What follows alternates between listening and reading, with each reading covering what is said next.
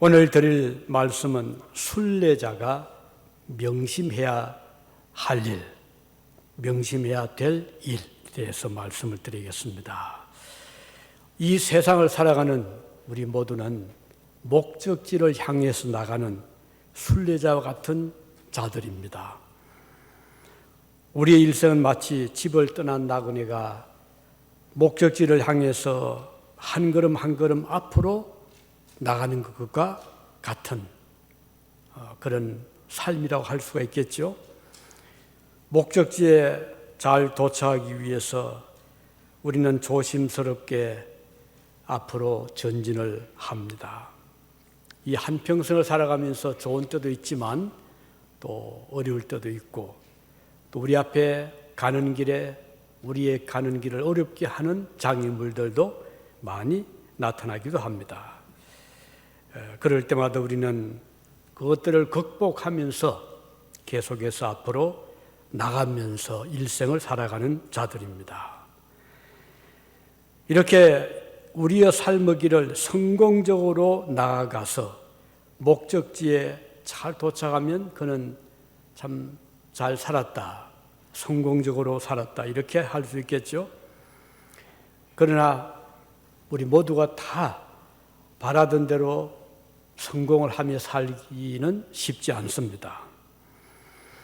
우리 그리스도인들은 이 세상을 살아갈 때 우리의 목적지는 이 세상이 다가 아니잖아요. 한 과정에 불과한 것입니다. 우리가 한국을 갈 때 여기서 직항편이 없잖아요. 물론 이제 앞으로 금년 여름쯤 되면 포틀랜드에서 델타 항공이 뜬다는 말도 있긴 하지만 또 어떻게 될지는 모르겠습니다. 대부분 지금은 이제 샌프란시스코나 시애틀이나 한번 경유해서 거기서 내렸다가 다시 타고 한국으로 가게 되잖아요.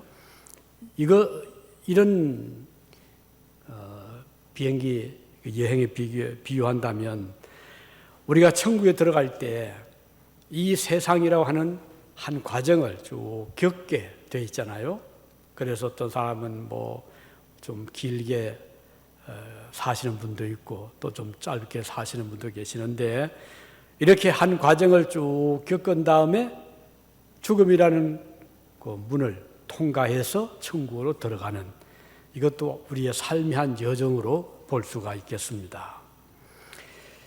그래서 우리의 삶의 최종 목적지는 이 세상이 아니라는 것, 우리의 목적지는 하늘나라다, 이렇게 볼 수가 있죠. 우리의 죽음이 우리의 삶을 끝내는 것이 아니라는 것입니다. 우리 그리스도인들은 하나님께로부터 지으심을 받고 이 세상에 태어나는 것을 시작점으로 해서 우리는 열심히 이 땅에서 일생을 살아갑니다. 그래서 이 세상의 삶을 나그네와 행인 같다, 이렇게 성경은 말씀합니다. 왜냐하면 하나님께서 말씀하시기를 우리는 이 땅에 잠시 머물다가 떠나가는 존재들이다. 그래서 어떤 아침 안개 같다, 이렇게도, 또 아침 이슬 같다, 이렇게도 표현하고 있죠. 왜냐하면 하늘나라의 영원한 그 영생에 비교하면 이 세상의 삶은 극히 짧은 그 순간에 불과하기 때문에 이 세상의 삶을 잠깐 머물다가 떠나는 것으로 말씀하는 것이죠. 베드로는 말씀하기를 베드로 전서 2장 11절에 사랑하는 자들아 나그네와 행인 같은 너희를 권하노니 그랬어요. 우리가 이 세상에 살아가는 것을 베드로는 나그네 같고 행인 같다, 이렇게 말씀을 한 것이죠. 베드로는 예수님의 수제자였잖아요. 그 주님 가까이서 많이 말씀도 듣고 또 같이 사역도 하고, 그런 과정에서 베드로는 주님의 살아가시는 모습을 가까이서 볼 수가 있었잖아요. 그리고 주님은 항상 하늘의 그 나라에 초점을 맞추고 살아가셨던 것을 베드로는 보았기 때문에 그는 이 세상의 삶이란 것은 나그네와 같고 행인 같다 하는 것을 몸으로 느낄 수가 있었던 것입니다. 우리가 이 세상에 영원히 살 것이 아님을 우리는 잘 아는 것이죠. 때가 되면은 우리가 살아갈 때 필요한 거 다 두고 홀홀이 하늘나라로 올라가잖아요. 그래서 우리가 어떤 마음의 자세로 살아야 좋은 순례자가 될 수 있을까, 이런 생각 우리는 하게 됩니다. 바울은 순례자들에게 아주 중요한 가르침을 오늘 우리에게 전해주고 있습니다. 우리가 이 교훈을 명심하고 살면 후회 없는 일생을 살아갈 수가 있을 것입니다. 성공적인 삶을 살 수 있을 것입니다. 우리 하나님께 설 때 칭찬과 상급을 받게 될 것입니다. 만일 다시 우리가 이 세상에 하나님께서 또 보내신다고 하면 우리가 훨씬 더 지난 경험을 통해서 더 좋은 삶을 살 수 있겠지만, 우리 하나님은 딱 한 번의 기회만 이 세상에 살도록 우리를 보내주신 것입니다. 따라서 우리는 어떻게 이 세상을 순례자처럼 살아갈 때 어떤 것을 명심해야 될 것인가, 매우 중요한 것이죠. 다시 돌이킬 수 없고 두 번 다시 없는 기회입니다. 오늘 본문이 말씀하시는 것은 부지런히 살아가라, 부지런히 일생을 살아라 하는 것이 중요한 첫 번째 교훈입니다. 11절에 보면 부지런하여 게으르지 말고 열심을 품고 주를 섬겨라 그랬거든요. 부지런, 여기 부지런함은 이것은 우리의 삶의 자세, 태도로 볼 수 있죠. 그래서 우선 아침에 일어나서부터 눈을 이제 감고 수면할 때까지 하루의 삶을 우리가 쭉 돌아보면서 어떻게 사는 것이 부지런한 삶일까 우리가 생각을 할 필요가 있겠습니다. 우리 주님께서 삶을 사실 때 참 부지런하셨거든요. 지혜왕 솔로몬은 게으름을 많이 경계를 하고 있죠. 잠언서 6장에 보면 게으른 자여, 이제 경고하는 겁니다. 개미에게 가서 그가 하는 것을 보고 지혜를 얻어라. 개미가 쉬는 것을 별로 보기가 쉽지 않죠. 항상 부지런 움직이잖아요. 꿀벌도 마찬가지고 끊임없이 움직입니다. 그런데 개미는 두려움이 없다 그래서 그렇게 자기를 감독하는 왕개미가 나타나서 일을 해라, 채찍질하는 것도 아니고, 그럼에도 불구하고 열심히 일을 하잖아요. 통치자도 없지만 일을 하는, 먹을 것을 위해서 여름 내내 부지런히 가져와서 창고에다가 차곡차곡 저장을 해서 겨울은 활동을 못하니까 그 겨울 동안 그 준비한 예비한 양식을 먹고 그해 겨울을 지나기 위해서 개미가 열심히 일하는 것을 보고 너희들도 배워라 그랬죠. 그래서 우리 그리스도인들은 부지런한 삶을 살아갈 그런 명분이 있다, 또 그렇게 말씀을 하셨다는 것이죠. 계속해서 솔로몬은 말씀하죠. 게으른 자인 네가 어느 때까지 누워 있겠느냐, 네가 어느 때에 잠이 깨어 일어나겠느냐. 좀 더 자자, 졸자, 손을 모으고 좀 더 누워있자 하면 내 빈궁이 강도같이 오며 내 곤핍이 군사같이 말이라 그랬습니다. 그래서 우리 성도들은 이런 솔로몬의 권면이나 예수님의 삶이나 베드로의 말씀을 통해 볼 때 우리의 순례자로서 우리가 가질 중요한 마음의 자세, 태도는 부지런히 사는 것이다, 열심히 살아가는 것이다 하는 것을 알 수가 있습니다. 우리 예수님의 그 삶을 보면 새벽에 일찍 일어나신 경우들이 참 많거든요. 왜냐하면 일어나서 하실 일이 있기 때문에 기도를 하시든 아니면 먼 길을 떠나시든 제자들을 만나시든 주님은 항상 보면 굉장히 일찍 서두신 것을 볼 수가 있습니다. 마가복음 1장 35절에 보면 새벽 아직도 밝기 전에 예수께서 일어나 나가 한적한 곳으로 가서 거기서 기도하시더니 그랬거든요. 일찍 일어나서 주님이 기도를 하셨다, 이렇게 기록이 되어 있습니다. 우리 모두는 일생 동안 살아가면서 부지런히 살아가는 그런 삶의 태도를 가질 필요가 있다. 특히 우리가 이민 이 사회에서 살다 보면 참 부지런하는 것이 얼마나 중요한가를 우리가 알 수가 있습니다. 우리 교우들, 직장 생활 하시는 분들, 또 사업하시는 분들 참 열심히 해요. 특히 우리 한국 분들이 굉장히 부지런하고 알뜰하고 해서 다른 어떤 민족 못지않게 우리 한국 사람들이 열악한 환경에서도 잘 개척해 나가는 것을 볼 수가 있습니다.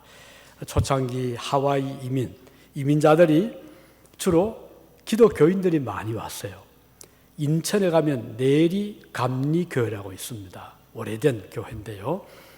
그 내리감리교회의 교인들이 그 초창기 미국 이민자들을 모집할 때 그 교회에서 많이 그 소개를 했습니다. 저 미국 하와이의 이민자들을 이제 모집한다더라. 그러니까 대부분 이제 그 교인들이 그 말을 듣고 의논다고 해서 그때 배를 타고 왔잖아요. 몇 달을 배를 타고 오는데 그들이 가져온 것이 성경책이었어요. 찬송가였어요. 그 얼마나 그들이 오면서 예배도 드리고 하와이에 도착해서 그 낯선 곳이잖아요. 그 사탕수수 밭에서 일을 하면서 주일이 되면 모여서 예배를 드리고 그래서 미국 이민 초창기 우리 이민자들은 주로 교인들이었고 그래서 교회가 세워지고 그래서 그 하와이에서 그 뒤에 이제 데리고 들어왔지요. 오레곤도 왔습니다. 이렇게 해서 우리 한국 이민사가 시작이 되는데 특징은 굉장히 부지런했고 그래서 다 각 그 들어가는 곳마다 성공적으로 그렇게 뿌리를 내린 것을 볼 수가 있는데 그 이유가 초창기 이민자들이 기독교 믿음을 가진 자들이 대부분이었다. 지금도 미국에서 많은 교포사에 보면 그 주류는 다 교회에 관련되어 있는 분들입니다. 교회의 장로님, 교회의 집사님, 또 권사님 이런 분들이 그 이민사회를 위해서 많이 수고하고 부지런히 일을 하는 것을 볼 수가 있습니다. 이것은 성경적입니다. 부지런해라. 우리 하나님께서 우리에게 말씀하신 것입니다. 라오디게아 교회가 있었죠. 초대교회 보면. 그런데 주님이 그 교회를 찾아가셔서 지적하신 것이 게으르지 말아라 이렇게 말씀하셨어요. 그리고 차지도 않고 덥지도 미지근하지 말아라. 뜨겁든지 차갑든지 해라 이렇게 말씀을 했거든요. 오늘 우리도 유진에 사시는 우리 분들이 참 보면은 참 대단한 분들이잖아요. 다 이렇게 황무지 같은 곳에 오셔서 참 빈손 들고 오셔서 세월 이제 몇 년 흐르고 나니까 거기에 이제 뿌리를 내려가고 그렇게 옥토로 만들고 사업의 틀을 넓혀가고 하신 것을 보면 정말 감사해요. 특히 우리 교우들을 볼 때 대견스럽고요. 우리 그리스도인들은 어디에 가나 어떤 일을 하든지 최선을 다하고 부지런히 일을 하는 이런 자들이 될 때 하나님이 기뻐하시는 것이고 새벽부터 늦도록 우리 사업하신 분들 다 열심히 일하시잖아요. 너무 감사한 그런 마음이 듭니다. 두 번째 순례자가 명심해야 될 것은 첫째는 부지런히 일해라. 부지런히 걸어라. 부지런히 달려가라. 두 번째는 소망을 놓지 말아라. 소망을 굳게 붙잡아라. 그러니까 아이고 너무 힘들고 어렵다. 그렇게 주저앉지 말고 앞을 바라보고 소망을 가지고 지금은 힘들지만 지금은 어렵지만 앞으로 5년이 지나면 3년이 지나면 아니면 10년이 지나면 더 좋은 기반도 잡혀가고 자녀들도 잘 기르고 또 나도 믿음에 굳게 서서 뭔가 보람된 일을 할 수 있을 것이다. 이런 소망을 가지고 더 멀리는 하늘나라 소망이죠. 우리가 이 세상에서는 힘겹게 살 고생하지만 천국에 들어가면 편히 안식하고 믿는 성도들이 한자리에 모여서 하나님을 찬양하고 주님과 대면해서 영원히 살아갈 그것이 우리의 소망이잖아요. 그래서 소망을 품고 살아가는 것입니다. 자, 소망을 품고 살아가는 사람은 특징이 낙심하지 않습니다. 아무리 힘이 들어도 주저앉지 않아요. 왜? 소망이 있기 때문입니다. 환경이 어렵고 가는 길이 힘들어도 물러서지 않고 뒤로 가지 않고 앞으로 계속 전진을 하는 것이 소망을 가진 자들의 삶의 자세인 것입니다. 소망은 어려움을 이기게 하고 인내하게 하고 슬픔을 참아내게 하는 것입니다. 소망은 우리의 삶에 기쁨을 더해주는 위대한 힘을 가지고 있습니다. 소망은 마음의 꿈을 심어주거든요. 그래서 그 꿈이 이루어질 날을 바라보게 되는 것입니다. 우리 요셉 보세요. 요셉이 어린 나이에 집에서 그만 형제들의 그 팔림을 받고 애굽으로 갔잖아요. 얼마나 힘들었겠어요. 어릴 때는 그 아버지의 사랑을 독차지하고 명절 되면 좋은 색동옷으로 선물을 받고 이렇게 자라갔던 요셉이 애굽으로만 팔려갔으니 종이 됐잖아요. 또 모함을 받았네요. 감옥에 들어갔잖아요. 그러니 앞이 캄캄하잖아요. 뭐 빽이 있습니까? 아는 사람이 있습니까? 그럼에도 불구하고 욥의 마음속에는 하나님을 믿는 신앙이 있었거든요. 그게 소망이었잖아요. 그래서 요셉은 요셉 감옥에서 하나님께 그 소망을 굳게 붙잡고 견디면서 참고 살아갔었죠. 그래서 그는 마침내 그 꿈이 이루어졌던 것을 볼 수가 있습니다. 스위스에서 미국으로 이민 온 가정 중에 태어난 사람이 있습니다. 이름 들으면 아실 거예요. 헬렌 켈러라는 사람이 그 조상이 스위스에서 왔어요. 그런데 난지 19개월, 그러니까 1살 7개월쯤 됐겠죠. 그때 그 성홍열이라는 병이 와버렸어요. 그래서 열이 나고 위장이 출혈이 되고 또 내막염도 걸려버렸어요. 그래서 이 청각이 사라지고 시각이 흐려지게 되고 그래서 제대로 보지도 못하고 또 듣지도 못하는 그런 아주 불우한 그런 어린 시절을 겪게 됩니다. 얼마나 힘들었겠어요. 그러나 그 부모의 그 끊임없는 그 자녀를 위한 그런 서포트 또 본인의 그런 끊임없는 노력, 그 훌륭한 가정교사의 설리반이었죠. 그의 그 노력 등으로 해서 헬렌 켈러는 그것을 극복해 나가잖아요. 그래서 그는 부지런히 단어를 익히고 손으로 더듬으면서 알고 이렇게 익혀서 그는 점점 자기의 그 불우한 그런 조건들을 극복해 나갔습니다. 이렇게 해서 그는 장애물을 극복하고 마침내 오늘 전 세계인들의 심금을 울리는 그런 작가로 또 연설가로 그런 평생을 살았습니다. 그에게 수많은 좌절이 찾아왔지만 이것들을 극복하고 승리한 비결은 그는 꿈을 잃지 않고 좌절하지 않고 소망을 가지고 있었다 하는 것입니다. 오늘 우리에게 주시는 하나님의 말씀도 소망을 품고 즐거워해라 이렇게 말씀했습니다. 우리에게 있는 소망은 각기 다를 수가 있죠. 사람마다 다 가지는 소망은 다릅니다. 이 소망은 어떤 것은 아주 짧은 것도 있죠. 일주일 후에 아니면 뭐 내년도에 어떤 소망은 깁니다. 몇 년 후 아니면 몇십 년 후 또는 세상을 떠난 뒤에 이루어질 그런 소망도 있잖아요. 어떻든 작은 소망이든 큰 것이든 짧은 것이든 긴 것이든 다 그 가치가 있는 것입니다.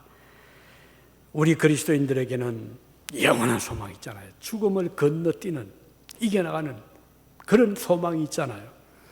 그래서 우리는 결코 내일을 염려하거나 아무리 지금 뭐 오미크론이 번창하고 이렇게 해도 우리는 결코 낙심하지 않습니다. 우리 교인들도 요즘은 조금 이제 감염되기도 하는데, 그러나 저희는 믿어 하나님이 반드시 이기게 해주실 것이다, 승리하게 해주실 것이다 믿습니다. 그리고 저도 개인적으로 하나님 보호해 주실 것이다 믿으니까, 소망을 가지고 있으니까 참 마음이 든든하고 염려가 되지 않습니다. 너무 감사한 일이고, 그런데 이것은 우리 그리스도인들이 가진 강력한 삶의 적극적이고, 그리고 아주 생산적이고, 또 아주 미래지향적인 그런 강력한 힘이 된다, 이렇게 볼 수가 있죠. 독일의 나치 수용소에 수감되었다가 극적으로 살아나온 네덜란드의 유대인이죠. 코리 텐 붐이라는 분이 있었습니다. 그는 1892년도에 태어나서 1983년도에 생을 마친 분인데, 그는 이런 말을 남겼습니다. 기차가 터널 속으로 들어가 어두워졌다고 해서 기차표를 찢어버리거나 기차에서 뛰어내려서는 안 됩니다. 조용히 앉아 기관사를 믿고 기다리면 잠시 후에 터널 밖 밝은 세상을 볼 수 있습니다. 이런 말을 남겼어요. 그 자신이 겪었잖아요. 그 나치 시대에 강제 수용소에 끌려가고 죽음의 그 엄침한 골짜기를 통과한 분이 이런 말을 했기 때문에 더 힘이 있는 것이죠. 우리들에게도 이와 같이 때로는 캄캄한 기차 터널을 지나는 것 같은 이런 암울한 때가 있습니다. 이때 우리는 소망을 가질 필요가 있는 것입니다.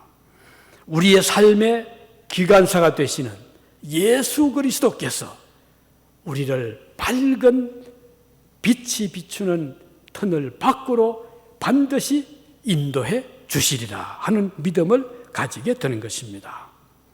소망을 잃지 않는 것은 천국을 향해 나가는 삶의 여정에서 생명처럼 소중한 것입니다.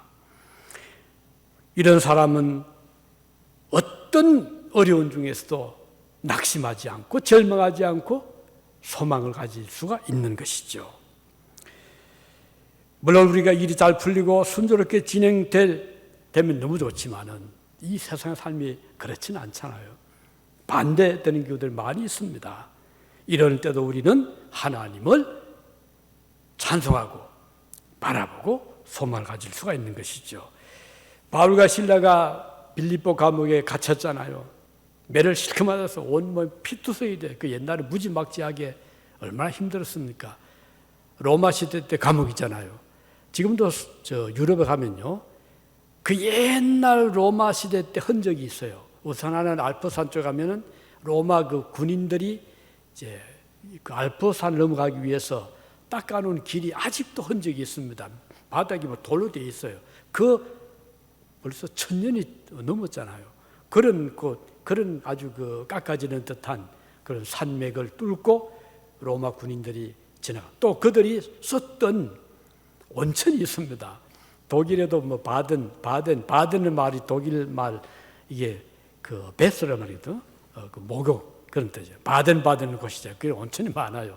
또 독일뿐 아니고 뭐 오스트리아, 스위스도 있는데 아직도 그 온천수 나오는 곳이 있습니다. 저도 그런 곳에 가서 몸도 담가 봤는데요. 아주 지금도 뜨거운 물이 나오고 이래요. 그런데 그 당시에 그 감옥에 대한 그런 그 흔적들이 있습니다. 그런데 완전히 토굴이에요. 감옥이 뭐 창문이 어디 있어요. 완전히 토굴 속에 집어넣고는 그냥 또 둡니까? 그 다음 쇠고랑으로 손발을 묶어두기도 하고요. 그렇게 야만적인 감옥이니까 바울과 실라가 갇혀있던 곳이 어땠을까 짐작할 수가 있습니다. 그런데 그들이 감옥에서 어떻게 했습니까? 그 몸은 매를 맞아서 피투성이 돼 있고 제대로 먹었겠어요? 그런 중에서도 밤중에 그들이 찬송을 불렀잖아요. 그랬더니 어떤 일이 일어났죠? 감옥 터가 막 흔들린 겁니다. 그러더니 착고에 채워두었던 쇠고랑이 뭐 끊어지질 않나, 감옥 문이 열려지질 않나. 이걸 보고 간수가 놀래가지고는 이거 큰일 났구나. 이건 내가 지금 책임을 지고 있는데 저 죄수들 틀림없이 도망갔을 거다. 졸다가 눈을 떠보니까 감옥 문은 열려 있고 이건 말이 아니거든. 그래서 죄수가 칼을 뽑아가지고 자결을 하려고 했잖아요. 이걸 보고 안에 감옥에 앉아있던 바울과 실라가 뛰쳐나와서 그 손을 딱 잡고 왜 이러십니까? 우리가 이기서는 걱정하지 마시오 해가지고 간수를 전도했잖아요. 이게 빌립보 감옥에서 일어났던 사건입니다. 이걸 보면 바울과 실라는 믿음이 있었잖아요. 하나님을 의지했잖아요. 감옥에서도 소망을 가지고 있었기 때문에 이런 기적이 일어나게 된 것입니다. 자, 오늘 우리는 이 세상을 살아가면서 여러 가지 일을 겪을 수 있을 것입니다. 그럴 때 우리는 소망을 어떤 순간에도 버리지 마시기 바랍니다. 아무리 현실이 힘들고 어렵더라도 소망을 굳게 붙잡고 이 세상에서 설령 소망이 이루어지지 않는 것이 있다 하더라도 결국은 이루어질 수 있는 것, 우리가 천국 백성이기 때문에 하늘나라에 들어가기 때문에 가능한 것입니다. 오늘 우리가 지금 보면 참 희망이 별로 없는 세상이잖아요. 보세요. 이 지금 문명 사회에 저 무지막지한 소련 탱크들이, 전투기들이, 군함들이 저 우크라이나 그 지금 완전 둘러싸고 있잖아요. 여차하면 뭐 공격하겠다. 또 미국에서 지금 파병을 했죠. 그리고 영국에서 파병했죠. 또 서해에서 파병했죠. 지금 아주 전쟁이 금방 터질 수 있는 그런 상황입니다. 이 문명 사회에서 얼마나 이 인간들의 인성이 그 땅을 두고 나라를 두고 이걸 어떻든 확보하겠다고 좀 저런 상황이고, 자연재해도 얼마나 많습니까? 얼마나 지금 기후 온난화 때문에 일어나는 여러 가지 또 전염병들, 이런 것들이 오늘 이 세상을 살아가는 우리들에게는 희망적으로 볼 수가 없잖아요. 그렇지만 우리는 하나님을 바라보는 것입니다. 다음 주에 저희 교회의 서만철 장로님, 전 공주 국립대학 총장 역임하신 분인데 한때 전국 국공립대학 총장 그 협의회 회장도 하신 분이 아주 훌륭하신 분이 장로님이세요. 믿음이 좋으신 분인데 이분이 어느 날 이제 그 공간에서 공주 그 총장 공간에서 그 뒤에 그 산으로 이제 가끔 등산을 가셨답니다. 그런데 가다 보니까 한쪽 옆에 숲이 우거지고 풀이 우거지는데 무덤들이 있더래요. 그래서 이게 뭔가 들어가 보았더니 비석이 있고 전부 그 이름 영어로 되어 있는 거예요. 보았더니 한국 선교 초창기에 선교사로 오신 분들이 복음을 전하고 선교를 하고 하다가 병이 걸리거나 또 연세가 높거나 해서 세상을 떠났어요. 이분들이 미국이나 자기들 온 나라로 돌아가지 않고 거기에 묻힌 거예요. 거기다 이제 비석을 세워놓은 거예요. 그래서 이 선교들이 우리나라 어려울 때 와서 고생하다 선교하시다가 세상 떠나신 선교사님들이 이렇게 자기 기독 신자니 그런 생각이 들잖아요. 이렇게 숲에다가 저렇게 둬서 되겠나 싶어서 이때부터 이분이 이제 그 유적지를 개발하는데 관심을 가지게 되었어요. 그래서 이분이 이제 그때부터 또 자기의 그 지식이 있잖아요. 또 이분이 미국에서 전공한 것이 또 그런 석유 탐사라든지 탐사에 또 전공을 하신 분이에요. 그래서 이분이 그때부터 이제 개발을 했는데 그럼 엄청 일을 많이 하셨더라고요. 유관순 씨가 공주 영명학교 출신입니다. 거기서 공부를 좀 하다가 이화학당으로 진학을 한 거예요. 근데 그분을 이화학당으로 보내신 분이 앨리스 샵이라고 하는 선교사님이 그분을 입양을 했어요. 양녀로. 입양해서 집에서 기르고 해서 영명학교에서 13, 14세 때입니다. 공부를 시키다가 이화학당으로 장학금을 보냈어요. 그분이 그 이화학당에 있을 때 3일 쩔이 터진 거예요. 그래서 공주의 영명학교가 애국자들을 많이 배출을 했습니다. 이런 것들도 이번에 이제 막 이렇게 이제 밝혀내면서 지금 그래서 이제 그분들의 그 업적도 이제 발굴해내고 또 필요한 동상도 세우고 그런 장로님이신데 다음 주 저희 오십니다. 한번 다음 주 오시면 생생하게 그분의 활동을 들어보실 수가 있을 것인데, 어떻든 보세요. 이렇게 한국 땅의 그 초창기에 언더우드 선교사님은 그가 쓴 그거를 보면 기도문이 나옵니다. 하나님, 이 열악한 땅에 나무 한 그루 없는 땅, 그때 왜도 이 뗄감이 없으니까 처음 산에 나무를 베어와서 불을 지폈거든요.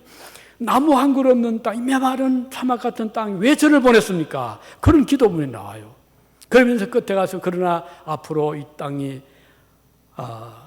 아주 기름진 그런 복된 은혜의 땅으로 될 것을 믿습니다. 그런 기도문이 나옵니다.